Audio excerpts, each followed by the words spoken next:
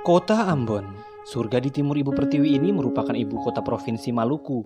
Kota ini sudah lama terkenal sebagai penghasil rempah berkelas dunia. Tidak hanya itu, pesona alam dan eksotis membuat kota ini menjadi salah satu destinasi wisata populer di Indonesia. Tahukah kalian, jika di kota Ambon, bahasa Indonesia belum menjadi tuan rumah di negeri sendiri? Hal ini dapat dibuktikan pada beberapa instansi pemerintahan masih menggunakan bahasa asing sebagai penunjuk informasi ataupun hanya sekadar sebagai pajangan dan dekorasi. Tentu, hal ini sangat disayangkan, mengingat telah banyak instansi-instansi yang telah menerapkan penggunaan bahasa Indonesia yang baik dan benar di seluruh areal kantor.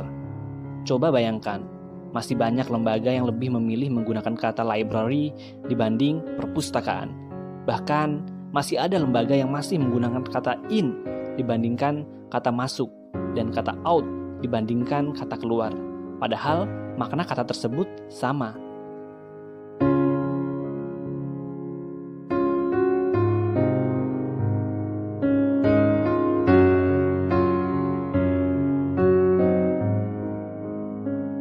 Sebenarnya, pemerintah telah mengatur masalah ini melalui Undang-Undang Nomor 24 Tahun 2009, Pasal 36 Ayat 3, yang mengatur penggunaan bahasa Indonesia di ruang publik, yang berbunyi, bahasa Indonesia wajib digunakan untuk nama bangunan, atau gedung, atau jalan, apartemen, atau pemukiman, perkantoran, perdagangan, merek dagang, lembaga usaha, lembaga pendidikan, organisasi yang didirikan atau dimiliki oleh warga negara Indonesia, atau Badan Hukum Indonesia.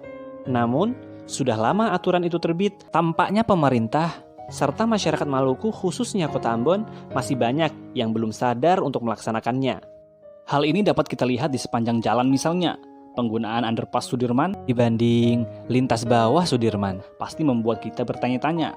Padahal hal ini sangat bertentangan dengan peraturan undang-undang. Bahkan, julukan Kota Ambon pun menggunakan bahasa Inggris, Ambon City of Music. Padahal bisa menggunakan bahasa Indonesia, Ambon Kota Musik.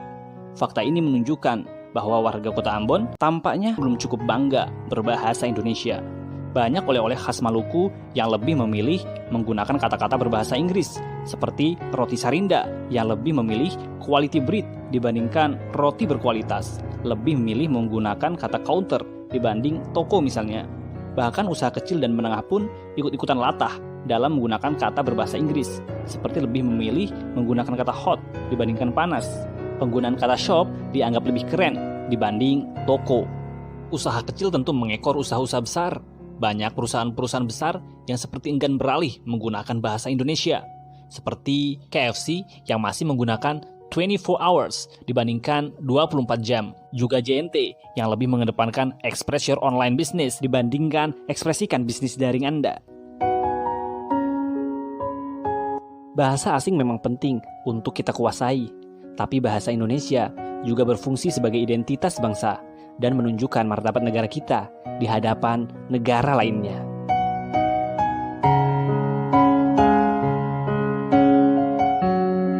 Kalau bangsa Indonesia masih belum bangga dengan bahasanya sendiri, bagaimana negara lain bisa menghargai bahasa negara kita? Dengan mengutamakan bahasa Indonesia, berarti kita telah ikut serta dalam memartabatkan negara kita di hadapan dunia.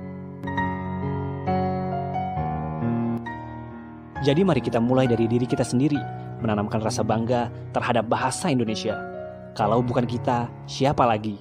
Kalau bukan sekarang, kapan lagi?